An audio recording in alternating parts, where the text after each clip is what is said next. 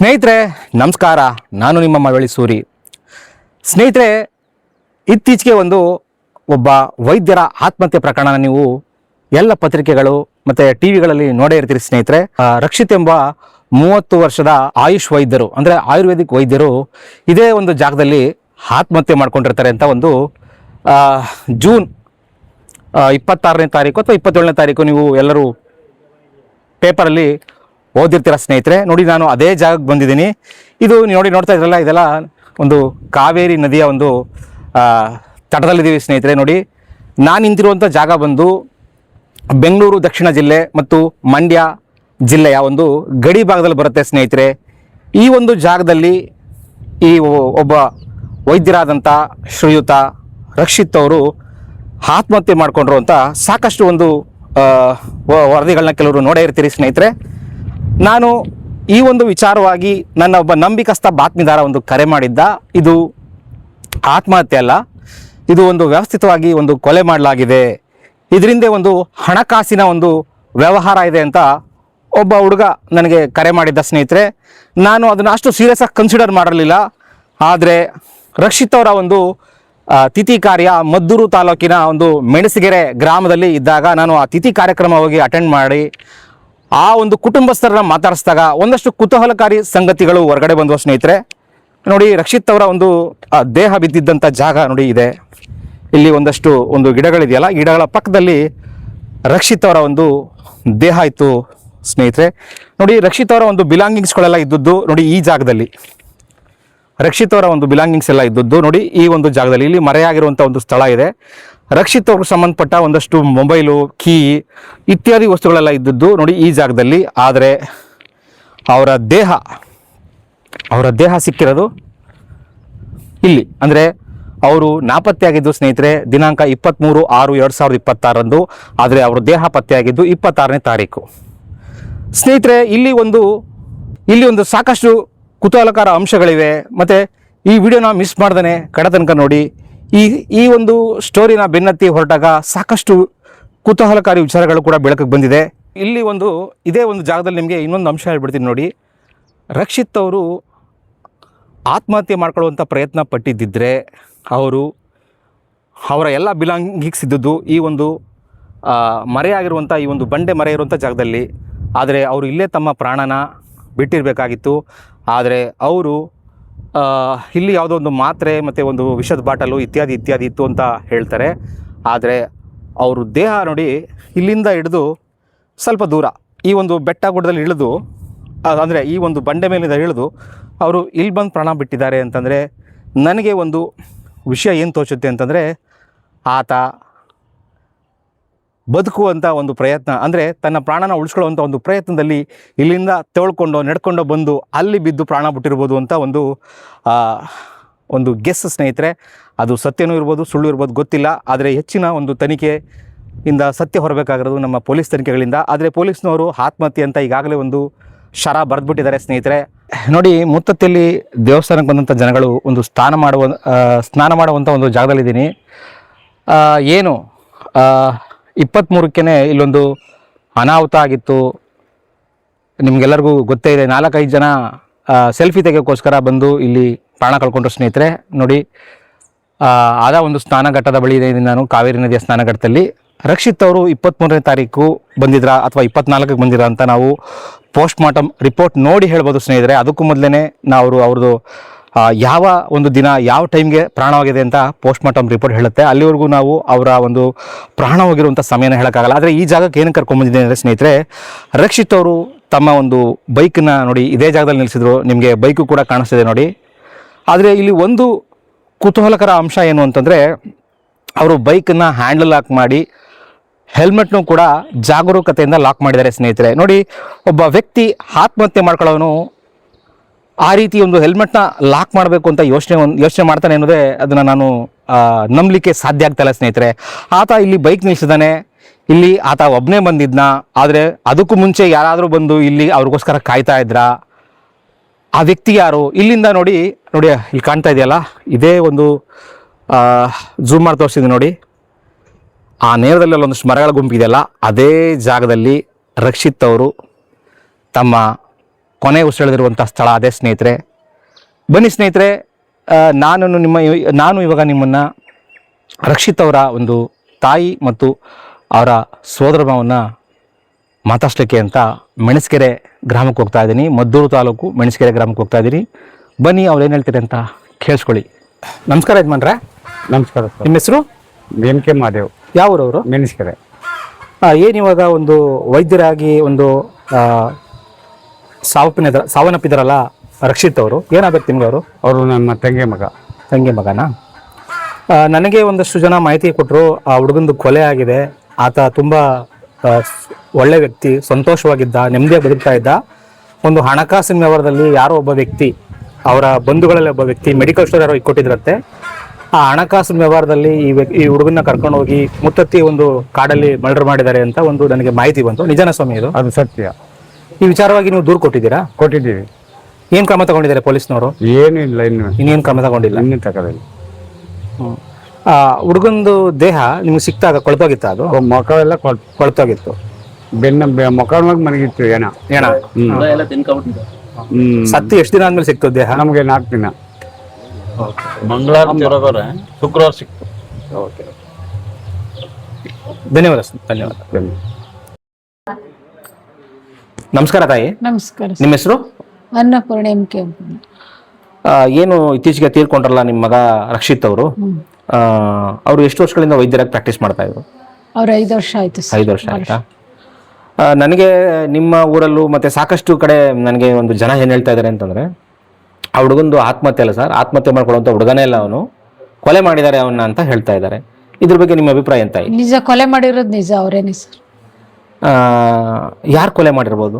ದಯಾನಂದನೇ ಮಾಡಿರೋದು ಕೊಲೆ. ಯಾರು ದಯಾನಂದ ಅಂದ್ರೆ ಯಾರು? ಅವರು ಮೆಡಿಕಲ್ ಸ್ಟೋರ್ ಅವರು. ನಿಮ್ಮ ಮಗ ವೈದ್ಯರಾಗಿ ಸೇವೆ ಸಲ್ಲಿಸ್ತಿದ್ದು ಯಾವ ಊರಲ್ಲಿ? ಕೆಸ್ತೂರಲ್ಲಿ ಇದ್ ಮಾಡ್ತಾ ಇದ್ರ? ಇವ್ರು ಮೆಡಿಕಲ್ ಸ್ಟೋರ್ ಇಟ್ಟಿದ್ದು ಯಾವ ಊರಲ್ಲಿ? ಇವ್ರು ದಯಾನಂದ ಅವರು ಅಲ್ಲೇ ಪಕ್ಕದಲ್ಲೇ ಇಟ್ಟಿದ್ರ? ಸರಿ, ಈಗ ನಿಮ್ಮ ಮಗನ್ನ ಕೊಲೆ ಮಾಡಿದ್ರೆ ಈ ದಯಾನಂದನ್ಗೆ ಏನ್ ಲಾಭ ಸಿಗುತ್ತೆ? ದುಡ್ಡು ಕಾಸು ಸಿಗುತ್ತೆ, ಕೊಡ್ಬೇಕಾಯ್ತದೆ, ವಾಪಸ್ ಎಲ್ಲ ಕೊಡ್ಬೇಕಾಗುತ್ತೆ. ಇವನ್ನೇ ಮುಗಿಸ್ಬಿಟ್ರೆ ಅಂದ್ರೆ ನಿಮ್ಮ ಮಗ ಅವ್ರು ದುಡ್ಡು ಕೊಟ್ಟಿದ್ರಾ? ಕೊಟ್ಟಿದ್ರು. ಏನಕ್ಕೆ ದುಡ್ಡು ಕೊಟ್ಟಿದ್ರು ಅವ್ರಿಗೆ? ಏನೋ ಕಷ್ಟ ಅಂತ ಕೊಟ್ಟಿದ್ರು ಸರ್, ಕಷ್ಟ ಅಂತ ಕೊಟ್ಟಿದ್ರು. ಇನ್ ದುಡ್ಡು ಕೇಳ್ತಾ ಇದ್ನಲ್ಲ, ಕೇಳ್ತಾನೆ ಇರ್ತಾನೆ, ಇವನ್ನೇ ಮುಗಿಸ್ಬಿಟ್ರೆ. ನನಗೆ ಯಾರೋ ಜನ ಹೇಳಿದ್ರು, ನನ್ನ ತಿಥಿ ಕಾರ್ಯಕ್ಕೆ ಬಂದಿದ್ದೆ, ನಾನು ನೋಡಿದ್ನಲ್ಲ, ಅಲ್ಲಿ ಯಾರೋ ಹೇಳಿದ್ರು ಒಡವೆನೂ ಕೊಟ್ಟಿದ್ದಾರೆ ಅಂತ. ಹೌದು, ಒಡವೆನೂ ಕೊಟ್ಟಿದ್ರ ನಿಮ್ಮ ಮಗ? ಹೌದು, ನಿಜ ಕೊಟ್ಟಿದ್ರು, ನಿಜ. ಈ ಜೂನ್ ಎಂಡಲ್ಲಿ ಕೊಡ್ತೀನಿ ಒಡವೆಗಳಂತ ನನ್ನೊಂದಿಗೆ ಹೇಳಿದ ಸರ್ ಫೋನ್. ಅಂದ್ರೆ ಒಡವೆ ದುಡ್ಡೆಲ್ಲ ವಾಪಸ್ ಕೊಡ್ತೀನಿ ಅಂತ? ಕೊಡ್ತೀನಿ ಅಂತ ಹೇಳಿದ್. ಈಗ ನಿಮ್ಮ ಮಗ ಕಣ್ಮೆರೆ ಆಗಿದ್ದು ಯಾವತ್ತು ತಾಯಿ? ಮಂಗಳವಾರ. ನೀವು ಅವಾಗ ಅವ್ರು ನಿಮ್ಮ ಮಗನ ಫೋನ್ ಮಾಡಿದ್ರಾ? ನೀವು ಮಾಡಿದ್ರಾ? ನಾನು ಮಾಡಿ 7 ಗಂಟೆಲಿ ಮಾಡಿದೆ ಮಂಗಳವಾರ. ಸ್ವಿಚ್ ಆಫ್ ಬಂತ ಫೋನ್? ಆ ನಾಪತ್ತೆ ಆದಂತ ಒಂದು ಸಮಯದಲ್ಲಿ ಈ ಇವ್ರಿಗೆ ದಯಾನಂದ್ರಿಗೆ ಫೋನ್ ಮಾಡಿದ್ರಲ್ಲ, ದಯಾನಂದ್ ಅವ್ರ ಏನಾರ ನಿಮ್ಮ ಮೈಸೂರಿಗೆ ಏನಾರ ಬಂದಿದ್ರು? ಬಂದು ಅಲ್ಲೇನ್ ನಡೀತಾ?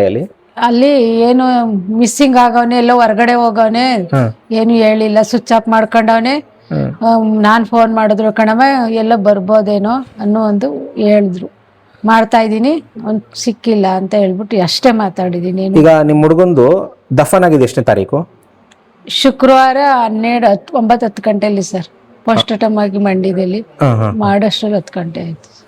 ದಫನ್ ಮಾಡ್ಬಾರ್ದ? ನಿಮ್ಮ ಹುಡುಗನ ಸಾವ್ಗೆ ಈ ದಯಾನಂದ ಬಂದಿದ್ನಾ?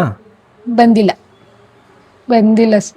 ಹೋಗ್ಲಿ, ಸಾವು ಬಂದಿಲ್ಲ ಅಂತಂದ್ರು ಕೂಡ ಆಮೇಲೆ ಯಾರು ಬಂದು ನಿಮ್ಗೆ ಸಾಂತ್ವನ ಹೇಳದ್ನ? ಏನು ಹೇಳಲಿಲ್ಲ, ಲೋಪರು ಸರ್. ತಿಥಿಗ್ ಬಂದಿದ್ನಾ? ಬಂದಿಲ್ಲ. ತಿಥಿಗೂ ಬಂದಿಲ್ಲ ಸರ್. ಅವನೇ ಇವತ್ತು ಇವತ್ತು ಸಾಯಿಸ್ಬಿಟ್ಟು ಇವತ್ತು ನಮ್ಮ ತಾಯಿಗೆ ತಂದೆಗೆ ಇಲ್ದಂಗೆ ಮಾಡ್ಬಿಟ್ಟೆ ಸರ್. ಇವತ್ತು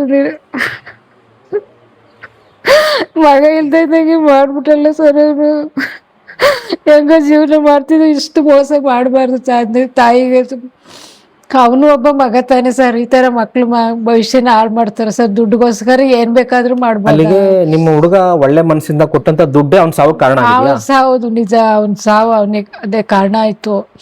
ಅವನೇ ಕಾರಣ, ಅವನೇ ಲೋಫರ್. ಸ್ನೇಹಿತರೆ, ಡಾಕ್ಟರ್ ರಕ್ಷಿತ್ ಅವರ ತಾಯಿ ಮತ್ತು ಸೋದರ ಮಾವ ಏನು ಹೇಳಿದ್ರು ಅಂತ ಕೇಳಿಸ್ಕೊಂಡ್ರಲ್ಲ ಸ್ನೇಹಿತರೆ. ನಾನಿವಾಗ ಮದ್ದೂರು ತಾಲೂಕು ಕೇಂದ್ರದಿಂದ ಹುಲಿಯೂರು ದುರ್ಗಕ್ಕೆ ಹೋಗುವಂಥ ಒಂದು ರಸ್ತೆಯಲ್ಲಿ ಸಿಗುವಂಥ ಕೆಸ್ತೂರು ಗ್ರಾಮದಲ್ಲಿದ್ದೀನಿ ಸ್ನೇಹಿತರೆ. ಇದೇ ಕೆಸ್ತೂರು ಗ್ರಾಮದಲ್ಲಿ ಡಾಕ್ಟರ್ ರಕ್ಷಿತ್ ಅವರು ತಮ್ಮ ವೈದ್ಯಕೀಯ ಅಭ್ಯಾಸನ ಮಾಡ್ತಾ ಇದ್ರು, ಇಲ್ಲಿ ಪ್ರಾಕ್ಟೀಸ್ ಮಾಡ್ತಾ ಇದ್ರು ಸ್ನೇಹಿತರೆ. ಬನ್ನಿ ಅವರ ಒಂದು ಕ್ಲಿನಿಕ್ಕು ಮತ್ತೆ ಯಾರು ಒಂದು ರಕ್ಷಿತ್ ಅವರ ತಾಯಿ ಒಂದು ದೂರು ಕೊಟ್ಟಿದ್ದಾರೆ, ಯಾರು ಒಬ್ಬ ಮೆಡಿಕಲ್ ಮಾಲೀಕ ಇದ್ದಾನಲ್ಲ ಆ ಮೆಡಿಕಲ್ಲು ಮತ್ತೆ ರಕ್ಷಿತ್ ಅವರು ಒಂದು ಕ್ಲಿನಿಕ್ ಇಟ್ಕೊಂಡಿದ್ರಲ್ಲ ಆ ಕ್ಲಿನಿಕ್ನು ಕೂಡ ನಿಮ್ಗೆ ತೋರಿಸ್ತೀನಿ. ಬನ್ನಿ ಸ್ನೇಹಿತರೆ ಹೋಗೋಣ. ಸ್ನೇಹಿತರೆ ನೋಡಿ, ನಿಮ್ಮ ಸ್ಕ್ರೀನಲ್ಲಿ ಬಲಗಡೆ ಸ್ಕ್ರೀನಲ್ಲಿ ಕಾಣ್ತಾ ಇದೆಯಲ್ಲ ಒಂದು ಈಕರ್ ಗಾಡಿ ನಿಂತಿದೆ ನೋಡಿ, ಅದ್ರ ಮೇಲ್ಗಡೆ ಒಂದು ಬೋರ್ಡ್ ಝೂಮ್ ಮಾಡಿ ತೋರಿಸ್ತೀನಿ ನೋಡ್ಕೊಳ್ಳಿ ನಿಮಗೆ.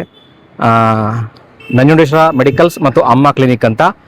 ಇದೇ ಒಂದು ಕಟ್ಟಡದ ಒಂದು ಹಿಂಭಾಗದಲ್ಲಿ ಶ್ರೀಯುತ ರಕ್ಷಿತ್ ಅವರು ಒಂದು ಕ್ಲಿನಿಕ್ ಇಟ್ಕೊಂಡು 5 ವರ್ಷಗಳಿಂದ ಪ್ರಾಕ್ಟೀಸ್ ಮಾಡ್ತಾಯಿದ್ರು.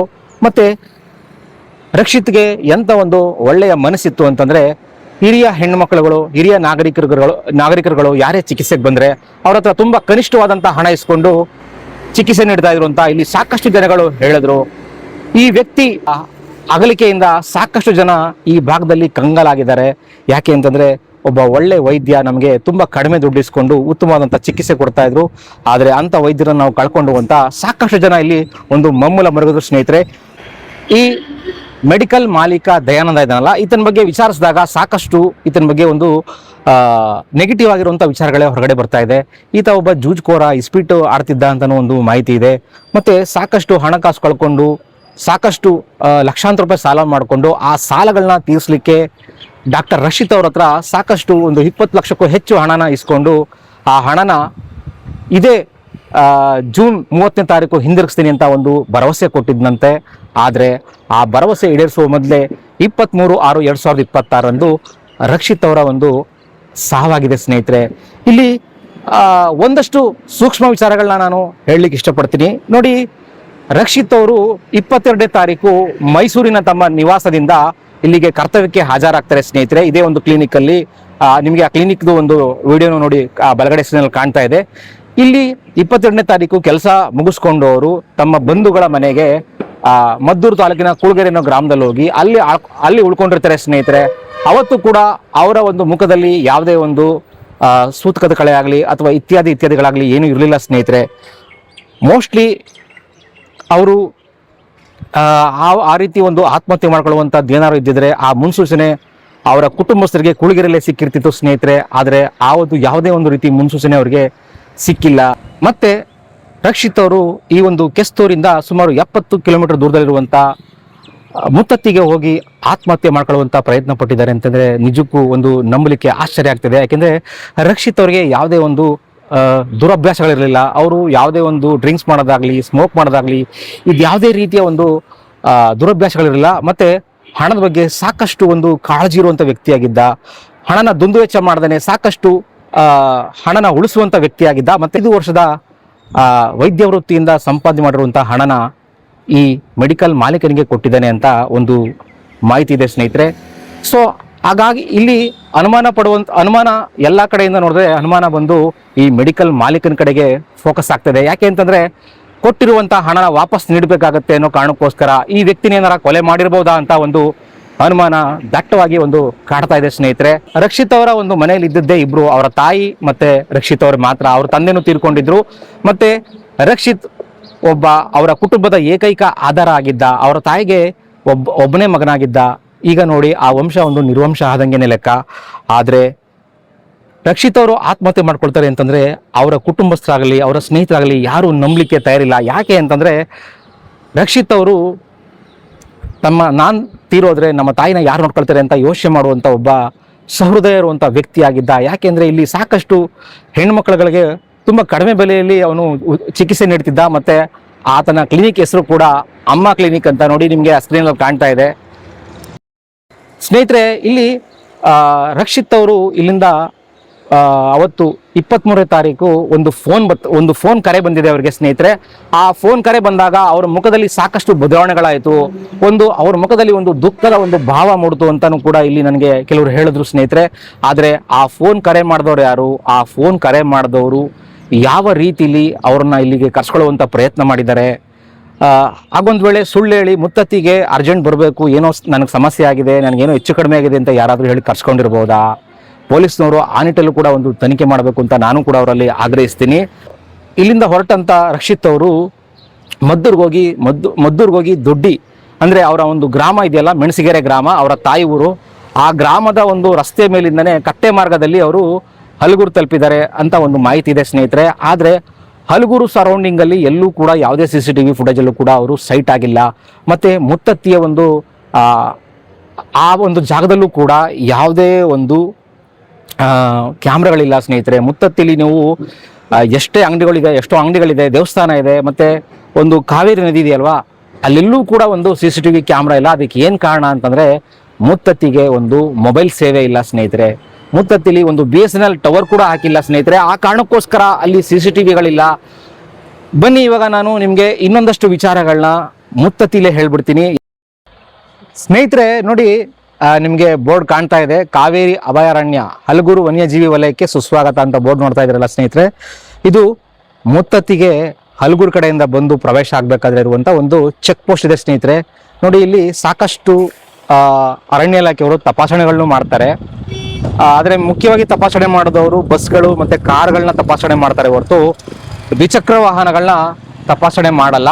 ಅದರಲ್ಲೂ ಕೂಡ ಯಾರು ಬೆಂಗಳೂರು ಮೈಸೂರಿಂದ ಹೊಸದಾಗಿ 2 ಹೆಲ್ಮೆಟ್ ಹಾಕೊಂಡು ಬರುವಂಥವ್ರನ್ನ ಮಾತ್ರ ಒಂದು ಸ್ವಲ್ಪ ಚೆಕ್ ಮಾಡುವಂಥ ಒಂದು ಪರಿಪಾಠ ಇದೆ. ಬನ್ನಿ, ನಿಮ್ಗೆ ಇಲ್ಲೊಂದು ಕ್ಯಾಮ್ರಾ ಇದೆ, ತೋರಿಸ್ತೀನಿ ಸ್ನೇಹಿತರೆ. ಈ ಕ್ಯಾಮ್ರಾ ಕೆಟ್ಟೋಗಿ ಹಾಳಾಗಿ ಬಹಳ ದಿನಗಳಾಗಿದೆಯಂತೆ ಸ್ನೇಹಿತರೆ. ಈ ಕ್ಯಾಮ್ರಾ ನೋಡಿ ರೋಡ್ ಕಡೆಗಿಲ್ಲ, ಇದು ಯಾವುದೋ ಎದುರುಗಡೆ ಒಂದು ತೋಟ ಇದೆಯಲ್ಲ ನೋಡಿ, ಡೈರೆಕ್ಷನ್ನು, ಈ ತೋಟದ ಕಡೆ ಒಂದು ಡೈರೆಕ್ಷನಲ್ಲಿ ಕ್ಯಾಮ್ರಾ ಇದೆ. ಈ ಕ್ಯಾಮ್ರಾ ಕೋತಿಗಳು ಎಲ್ಲ ಸೇರಿಕೊಂಡು ಹಾಳು ಮಾಡಿದೆಯಂತೆ ಸ್ನೇಹಿತರೆ. ನೋಡಿ, ಒಂದು ಕರ್ನಾಟಕಕ್ಕೆ ಒಂದು ಖ್ಯಾತಿ ಗಳಿಸಿರುವಂಥ ಒಂದು ಕಾವೇರಿ ಅಭಯಾರಣ್ಯದ ಒಂದು ಹೆಬ್ಬಾಗ್ಲಲ್ಲಿ ಒಂದು CCTV ಹಾಕ್ಸುವಂಥ ಯೋಗ್ಯತೆಯೂ ಕೂಡ ನಮ್ಮ ಸರ್ಕಾರಗಳಿಗೆ ಇಲ್ಲ ಸ್ನೇಹಿತರೆ. ರಾಜಕಾರಣಿಗಳು ದೊಡ್ಡ ಮಟ್ಟದಲ್ಲಿ ಒಂದು ಬಡಾಯಿ ಕೊಚ್ಕೊಳ್ತಾರೆ, ನಾವು ಆ ಥರ ಅಭಿವೃದ್ಧಿ ಮಾಡಿದ್ದೀವಿ, ಈ ಥರ ಅಭಿವೃದ್ಧಿ ಮಾಡಿದ್ದೀವಿ ಅಂತ. ಆದರೆ ಒಂದು ಕೇವಲ ಒಂದು ಕ್ಯಾಮ್ರಾಗಳು ಹಾಕ್ಸುವಂಥ ಯೋಗ್ಯತೆಯೂ ಈ ಸರ್ಕಾರಗಳಿಗಿಲ್ಲ. ನೋಡಿ, ಏನು ಡಾಕ್ಟರ್ ರಕ್ಷಿತ್ ಅವರು ತಾವು ಮುತ್ತತ್ತಿಗೆ ಬರಬೇಕಾದ್ರೆ ಈ ಒಂದು ಡೈರೆಕ್ಷನ್ಲೇ ಬೈಕಲ್ಲಿ ಬಂದಿದ್ದಾರಾ ಅಥವಾ ಬೇರೆ ಯಾರಾದರೂ ಕಾರಲ್ಲಿ ಕರ್ಕೊಂಡು ಬಂದಿದ್ದಾರಾ ಇತ್ಯಾದಿ ಪ್ರಶ್ನೆಗಳಿಗೆ ನಮಗೂ ಉತ್ತರ ಸಿಗ್ತಿಲ್ಲ. ಆದರೆ ತನಿಖೆ ಮಾಡ್ತಿರುವಂಥ ತನಿಖಾಧಿಕಾರಿಗಳು ಏನು ಮಾಡ್ತಿದ್ದಾರೋ, ಅದು ಅವ್ರಿಗೆ ಏನು ಮಾಹಿತಿ ಸಿಕ್ಕಿದೆ ಅದ್ರ ಬಗ್ಗೆನೂ ನಮಗೆ ಗೊತ್ತಿಲ್ಲ ಸ್ನೇಹಿತರೆ. ಬನ್ನಿ, ನಿಮಗೆ ಮುತ್ತತ್ತಿ ಕರ್ಕೊಂಡೋಗಿ ಆ ಜಾಗದಲ್ಲಿ ಒಂದಷ್ಟು ವಿಚಾರಗಳನ್ನ ತಿಳಿಸ್ತೀನಿ, ಅಲ್ಲಿ ನನ್ನ ಸುದ್ದಿನ ಮುಕ್ತಾಯಗೊಳಿಸ್ತೀನಿ. ಬನ್ನಿ ಸ್ನೇಹಿತರೆ. ನೋಡಿ, ನಾನಿವಾಗ ಕಾವೇರಿ ನದಿಯ ಒಂದು ಮುತ್ತತ್ತಿ ಬಳಿ ಇದೆ. ನೋಡಿ, ಏನು ರಕ್ಷಿತ್ ಅವರು ಇದೇ ಜಾಗದಲ್ಲಿ ಒಂದು ಬೈಕ್ ನಿಲ್ಲಿಸಿ ಈ ಕಡೆ ಒಂದು ನಡ್ಕೊಂಡು ಹೋಗಿ ಆ ಜಾಗದಲ್ಲಿ ಹಸು ನಿಗ್ತಾರಲ್ಲ, ನಾನು ಇಲ್ಲಿಗೆ ಏನಕ್ಕೆ ಬಂದಿದ್ದೀನಿ ಅಂದರೆ ಸ್ನೇಹಿತರೆ, ನೋಡಿ, ಸ್ವಾತಂತ್ರ್ಯ ಬಂದು ನಮ್ಮ ದೇಶಕ್ಕೆ ಸುಮಾರು 80 ವರ್ಷಗಳಾಗಿವೆ ಸ್ನೇಹಿತರೆ. ಏನು ಹೇಳಿ, ಸ್ವಾತಂತ್ರ್ಯ ಬಂದು 80 ವರ್ಷಗಳಾಗಿದೆ. ಆದರೆ ಈ ನದಿಯಲ್ಲಿ 100 ವರ್ಷಗಳಿಂದ ಅದೆಷ್ಟು ಸಾವಿರ ಜನ ಸತ್ತಿದ್ದಾರೋ ಗೊತ್ತಿಲ್ಲ. ಅದರೆಲ್ಲ ದಾಖಲಾತಿಗಳು ನಮಗೆ ಮಳವಳ್ಳಿ ಸರ್ಕಾರಿ ಆಸ್ಪತ್ರೆ ಅಥವಾ ಹಲಗೂರು ಸರ್ಕಾರಿ ಆಸ್ಪತ್ರೆ ಮತ್ತು ಹಲಗೂರು ಪೊಲೀಸ್ ಠಾಣೆಯಲ್ಲಿ ಆ ಎಲ್ಲ ವಿವರಗಳು ಸಿಗುತ್ತೆ. ನೋಡಿ, ಜಗತ್ತಿನ ಮುಂದುವರೆದ ದೇಶಗಳಲ್ಲಿ ಸ್ನೇಹಿತರೆ ರೆಸ್ಕ್ಯೂ ಸ್ಕ್ವಾಡ್ಗಳನ್ನ ಮಾಡಿದ್ದಾರೆ. ಏನು ಹೇಳಿ, ರೆಸ್ಕ್ಯೂ ಸ್ಕ್ವಾಡ್ಗಳು ಅಂದರೆ ನದಿಗೆ ಇಳಿಯುವಂಥವ್ರ ಮೇಲೆ ನಿಗಾ ಇಡ್ತಾರೆ, ಮತ್ತು ನದಿಗೆ ಇಳಿದಂತೆ ಅವ್ರಿಗೆ ಒಂದು ಎಚ್ಚರಿಕೆ ಕೊಡ್ತಾರೆ. ಆಗೊಂದು ವೇಳೆ ಯಾರು ಮುಳುಗ್ತಿದ್ದಾರೆ ಅವ್ರನ್ನ ಕಾಪಾಡುವಂಥ ಒಂದು ರೆಸ್ಕ್ಯೂ ಟೀಮ್ ಇರುತ್ತೆ.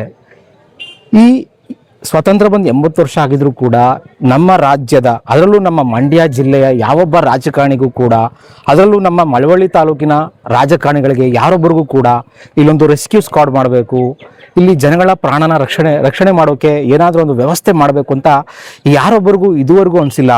ಹಾಗೊಂದು ವೇಳೆ ಏನು ನಮ್ಮ ಡಾಕ್ಟರ್ ರಕ್ಷಿತ್ ಅವರು ಈ ಭಾಗದಿಂದ ನಡ್ಕೊಂಡು ಅಲ್ಲಿ ನಿರ್ಜನ ಪ್ರದೇಶಕ್ಕೆ ಹೋಗಬೇಕಾದ್ರೆ ಇಲ್ಲಿ ಯಾರಾದರೂ ಒಬ್ಬ ವ್ಯಕ್ತಿ, ಇಲ್ಲಿ ಒಂದು ರೆಸ್ಕ್ಯೂ ಸ್ಕ್ವಾಡೋ ಅಥವಾ ಒಂದು ನಿಗಾ ವಹಿಸುವಂಥ ಒಂದು ಯಾವುದಾದ್ರು ಒಂದು ತಂಡ ಇದ್ದಿದ್ರೆ ಖಂಡಿತವಾಗ್ಲೂ ರಕ್ಷಿತ್ ಅವರ ಒಂದು ಪ್ರಾಣನ ಉಳಿಸ್ಬೋದಿತ್ತು ಸ್ನೇಹಿತರೆ. ಅಷ್ಟೇ ಅಲ್ಲ, ಏನು ಜೂನ್ ತಿಂಗಳ ಒಂದು ಕೊನೆಯ ವಾರದಲ್ಲಿ ಈ ಜಾಗದಲ್ಲಿ ಒಟ್ಟು 7 ಸಾವುಗಳಾಗಿವೆ ಸ್ನೇಹಿತರೆ. 5 ಜನ ಒಂದು ನೀರಲ್ಲಿ ಮುಳುಗ್ಸಾಯ್ತಾರೆ, ಒಬ್ಬರು ರಕ್ಷಿತ್ತು, ಇನ್ನೊಬ್ಬ ಯಾರೊಬ್ಬ ಯುವಕ ನದಿಲಿ ಈಜೊಡಿಲಿಕ್ಕೆ ಹೋಗಿ ಸಾಯ್ತಾನೆ. ನೋಡಿ, ಸಾವು ನೋವುಗಳು ಸುಮಾರು ಎಷ್ಟು ಅಂತ ಲೆಕ್ಕ ಹೇಳೋಕ್ಕಾಗಲ್ಲ, ಅಷ್ಟು ಸಾವುಗಳು ಈ ಒಂದು ಕಾವೇರಿ ನದಿ ತೀರದಲ್ಲಿ ಸಂಭವಿಸ್ತೇನೆ ಇದೆ ಸ್ನೇಹಿತರೆ. ಆದರೆ ನಮ್ಮ ಯಾವೊಬ್ಬ ರಾಜಕಾರಣಿಗಳು ಕೂಡ ಇದ್ರ ಬಗ್ಗೆ ಇದುವರೆಗೂ ತಲೆ ಕೆಡಿಸ್ಕೊಳ್ತಿಲ್ಲ.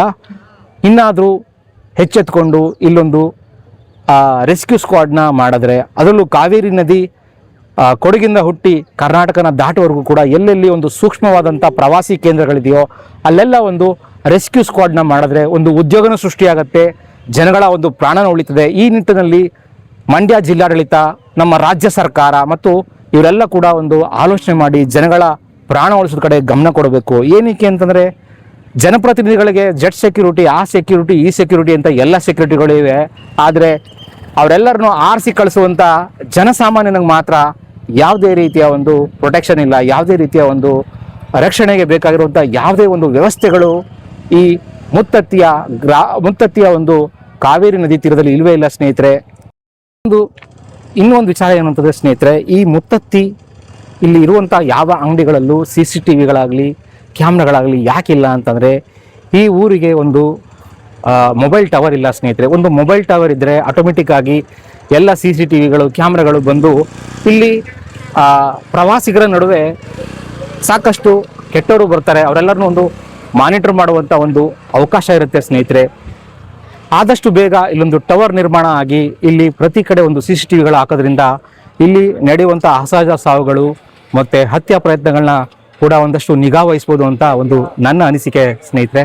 ಡಾಕ್ಟರ್ ರಕ್ಷಿತ್ ಅವರ ಒಂದು ವಿಚಾರವಾಗಿ 2 ಪ್ರಕರಣಗಳು ದಾಖಲಾಗಿವೆ. ಒಂದು 24ನೇ ತಾರೀಕು ರಕ್ಷಿತ್ ಅವರು ಒಂದು ನಾಪತ್ತೆಯಾದರು ಅಂತ ಮದ್ದೂರು ತಾಲೂಕಿನ ಕೆಸ್ತೂರು ಪೊಲೀಸ್ ಠಾಣೆಯಲ್ಲಿ ಒಂದು ಪ್ರಕರಣ ದಾಖಲಾಗಿದೆ. ಮತ್ತು 26/6/2026 ರಕ್ಷಿತ್ ಅವರ ಒಂದು ಶವ ಸಿಕ್ಕಿದ ಮೇಲೆ ಸ್ನೇಹಿತರೆ ಹಲಗೂರು ಪೊಲೀಸ್ ಠಾಣೆಯಲ್ಲಿ ಒಂದು ಅನುಮಾನಾದೆ ಅಂತ ಒಂದು ದಯಾನಂದ್ ಅವ್ರ ಮೇಲೆ ಒಂದು ರಕ್ಷಿತ್ ಅವರ ತಾಯಿ ಒಂದು ದೂರು ಕೊಟ್ಟಿದ್ದಾರೆ ಸ್ನೇಹಿತರೆ.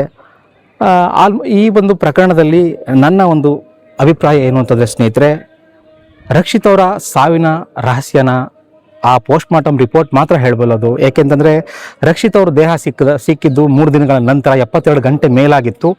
ಅವರ ದೇಹ ಒಂದು ಕೊಳೆತಿದ್ದ ಕಾರಣಕ್ಕೋಸ್ಕರ ಅದನ್ನು FSL ಕಳಿಸಿದ್ದಾರೆ. FSL ರಿಪೋರ್ಟ್ ಬಂದ ಮೇಲೆ ಆ ಸಾವಿಗೆ ಒಂದು ನಿಖರವಾದಂಥ ಒಂದು ಕಾರಣ ಗೊತ್ತಾಗತ್ತೆ. ಆ ನಂತರ ಈ ಪ್ರಕರಣ ಒಂದು ಕೊಲೆನ ಅಥವಾ ಆತ್ಮಹತ್ಯೆನ ಅಂತ ಖಂಡಿತವಾಗ್ಲೂ ರುಜುವಾತಾಗತ್ತೆ.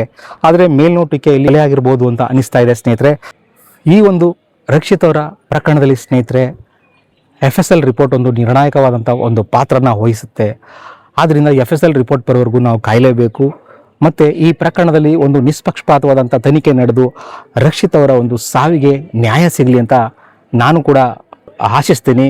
ಮತ್ತು ಈ ವಿಡಿಯೋ ನೋಡೋದಕ್ಕಾಗಿ ನಿಮ್ಮೆಲ್ಲರಿಗೂ ಧನ್ಯವಾದಗಳು. ಈ ಒಂದು ಸ್ಟೋರಿನ ಹೆಚ್ಚು ಜನಕ್ಕೆ ಶೇರ್ ಮಾಡಿ ಮತ್ತು ನನ್ನ ಯೂಟ್ಯೂಬ್ ಚಾನಲ್ನ ಸಬ್ಸ್ಕ್ರೈಬ್ ಮಾಡ್ಕೊಳ್ಳಿ. ಧನ್ಯವಾದ. ಮತ್ತೊಂದು ಸ್ಟೋರಿಯಿಂದ ಮತ್ತೊಮ್ಮೆ ನಿಮ್ಮನ್ನು ಭೇಟಿಯಾಗ್ತೀನಿ. ಧನ್ಯವಾದ ಸ್ನೇಹಿತರೆ.